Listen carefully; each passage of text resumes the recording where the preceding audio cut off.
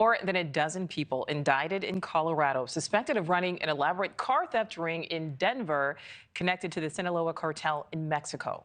Officials say the group would steal dozens of vehicles, many from Denver airport parking lots, and trade them to the cartel for drugs, essentially smuggling guns and cash into Mexico while drugs like fentanyl are sent back north into the U.S. Let's bring in NewsNation's Allie Bradley live for us near the border there in Del Rio, Texas. Allie, how sophisticated was this scheme?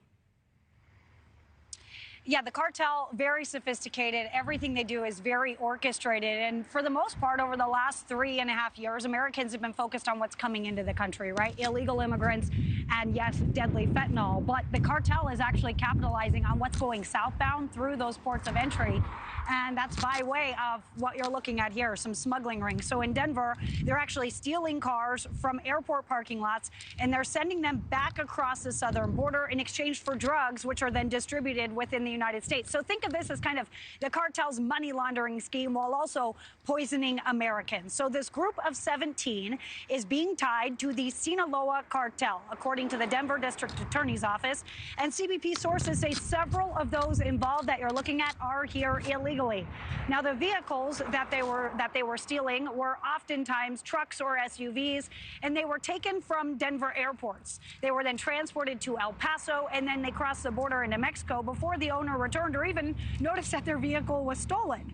So this indictment we're talking about has 222 counts in it, including over 100 counts of auto theft, more than a dozen counts of drug possession, and other crimes, including violations of the Denver Organized Crime Act.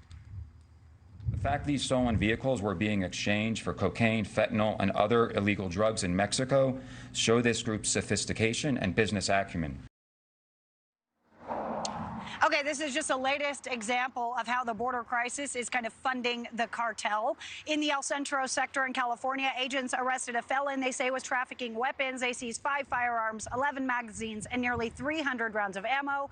And then at the Nogales port of entry, CBP officers conducting outbound operations in October, they seized 8 handguns, 1,000 rounds of ammo, and nearly $150,000 in illicit proceeds in different events there. Now, port officials say that these outbound smuggling attempts were meant to make it back to Mexico and into the hands of the cartel. Now, last fiscal year, U.S. authorities seized 759 firearms. Those were all heading south, underscoring the ongoing cycle of illicit trade. Now, here's what's interesting, Nichole. 11 out of 17 of those individuals are in custody. Now, officials believe they're in Colorado, Texas, and some of them in Mexico. Our sources have looked into this. As I mentioned, some of them are here illegally, and some of those that are outstanding are actually being considered armed and dangerous. Nichole. All right, so Allie, what is being done to prevent this and stop the cartel from pushing more fentanyl into the country? Yeah, so across the southern border, they are ramping up efforts. We're talking about California. They want to expand their port operations there. In Arizona, they're expanding their port operations in Douglas, and that's ramping up those X-ray operations as well. Now, what we can tell you here is it's an uphill battle because national security experts tell us that the cartel is operating as a business, so 10 to 12% profit and loss. So when you have millions of pills coming in, that means millions of pills are getting seized, but also getting in because people aren't dying off interdicted drugs. So let's look at those fentanyl numbers here.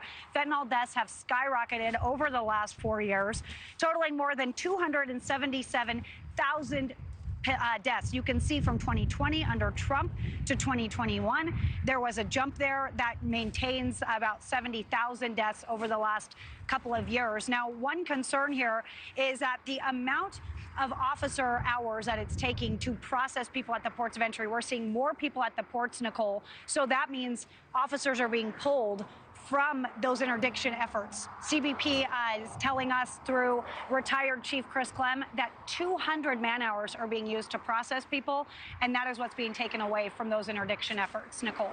All right, Allie Bradley live for us there in Del Rio. Thank you.